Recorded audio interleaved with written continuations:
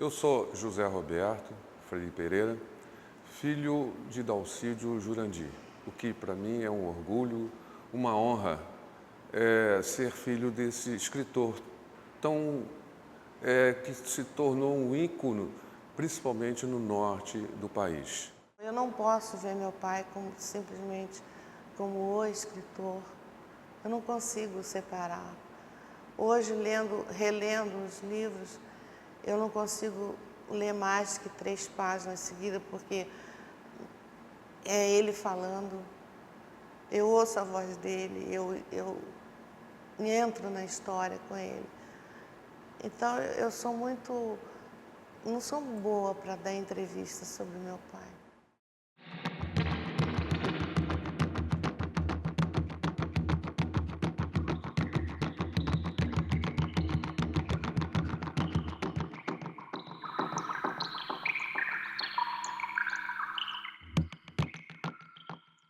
Eu conheci o Dalcídio em situação muito especial. Em 1979, na Escola Estadual Deodoro de Mendonça, me foi apresentado pela professora Joce Fares, nossa professora de literatura brasileira. E quando eu conheci o discurso, quando eu conheci aquela linguagem sedutora, fascinante, eu lembrei de algo importante, a minha avó. A minha avó era também de Cachoeira, do Arari, e nos contava muitas histórias que eram histórias que eu parecia ouvir de novo lendo Dalcídio Jurandir. Quando comecei a ler a obra de Dalcídio Jurandir, eu comecei exatamente pelo Chove nos Campos de Cachoeira. E me chamou a atenção que logo no início, no primeiro capítulo, aparece um personagem, como eu chamei, um personagem meio mítico, meio mágico, que é o Carlos Tucumã, que vai acompanhar o Alfredo ao longo de todo o romance. A obra do Dalcídio eu conheci em 98, através da tese de mestrado de Paulo Nunes, que foi orientada por Gunther Pressler. Então, esse foi o meu primeiro contato com a obra. E de 2006 para cá, eu estou pesquisando, então, sistematicamente o ciclo amazônico do Dalcídio. A obra do meu pai, como leiga, eu sou apaixonada por ela. Eu gosto muito de poesia, meu pai é poesia em todos os textos. E também, é claro, a gente se informa com pessoas que entendem do assunto, que é o caso daqui de Belém. O pessoal que entende literatura reconhece. Lá no Rio de Janeiro, o pessoal que entende literatura não tem dúvida em reconhecer que meu pai é um escritor não regional apenas. Ele é um escritor de uma linguagem internacional, uma linguagem que pode escapar daqui do país. Este autor, ele me marca profundamente como aquele homem que fala dos encantos e dos desencantos, das contradições da Amazônia. Isso tem a ver com a própria obra do Dalcídio. Tem um elemento mágico, tem as lendas e os mitos da Amazônia, mas tem também o olhar do mesmo escritor para a realidade social. Quer dizer, a gente não pode esquecer que mais da metade dessa população de Belém mora nas Baixadas.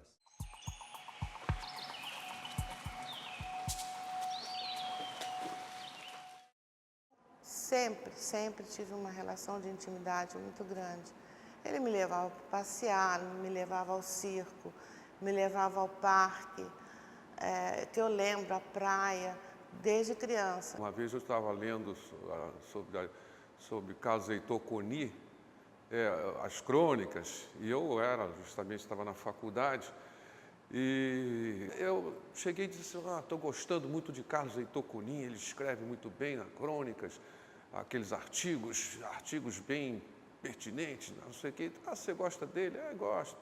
Tal, não sei o quê. E uma outra vez que eu fui lá, ele me deu um livro do Carlos Heitor Coni, Antes do Verão, com uma dedicatória muito bonita do Carlos Heitor Coni. E quando mocinha, ele tinha uma preocupação muito grande, porque lembra, naquela época houve um caso da Ida Cury, que se chamava antigamente currada.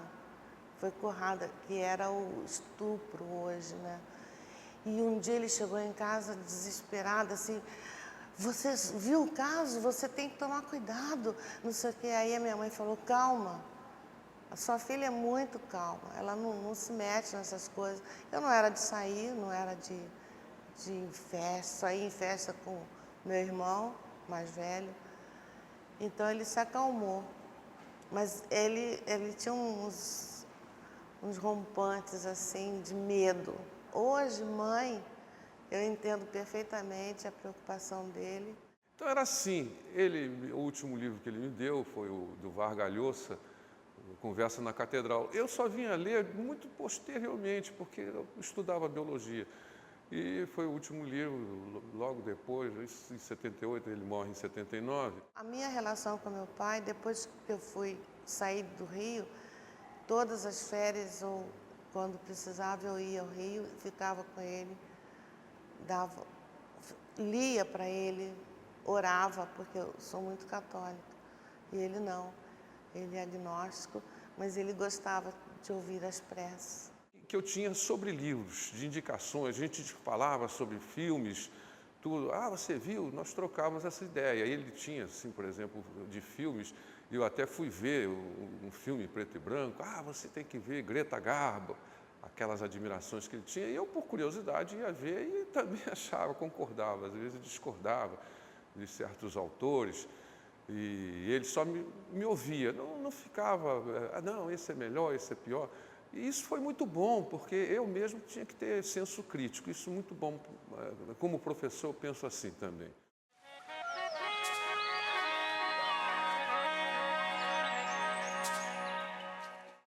E o personagem que percorre a maior parte dos romances é Alfredo. O romance do Dalcídio é impregnado do espaço que ele fala. O romance do Dalcídio é lento, como é a lentidão do espaço marajoara. E os personagens, eles pululam na memória do autor. Alfredo é o avô, o pai do papai. Ele teve o meu pai, Dalcídio, o segundo, Ritacínio, depois a Alfredina. E parece que ele é muito marcante, porque o primeiro filho do papai chama Alfredo. O primeiro filho do meu tio Ritacínio é Alfredo. O que ainda resta da família do Dalcídio em Cachoeira do Arari, eles vão, de certa forma, comprovar a existência dessa transposição do mundo, vamos dizer, não ficcional para o mundo ficcional. O elemento mágico na obra do Dalcídio, como todos os dalcidianos sabem, é este caroço de Tucumã. Você apenas não está enxergando, você aguça a sua imaginação. Você vai ver, eu tenho aqui um caroço, certo? A câmera não vê, mas você, que é treinado em magia, você enxerga, ele está aqui. O caroço é o símbolo dos desejos de Alfredo, não? Para ele sair daquele mundo muito fechado do Marajó e poder conseguir uma boa educação aqui em Belém. Faz um apelo.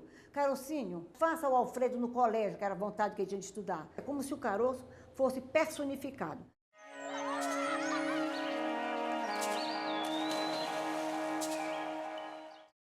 O meu relacionamento com meu pai era um relacionamento mais adulto. Então, ali eu conheci mais assim a intelectualidade do meu pai. Ele, inclusive, me dava muita força quando eu me formei, já estudando para ser professor.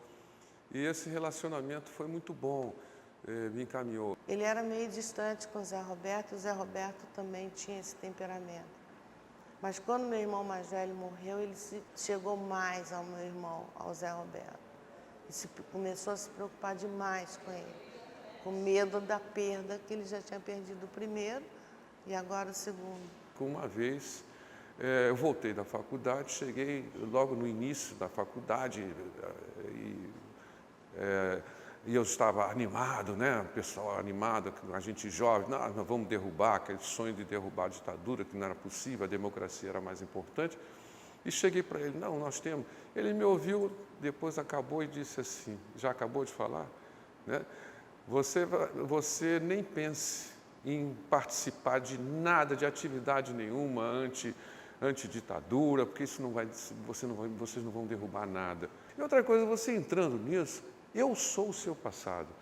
Se você fizer uma coisa pequenininha de subversão, que eles consideram subversão, vai ser muito maior, porque você é filho do Alcide Jurandir, comunista que teve preso, e etc, etc. Então não se arrisca isso. Papai sabia que estava acontecendo nos porões da ditadura.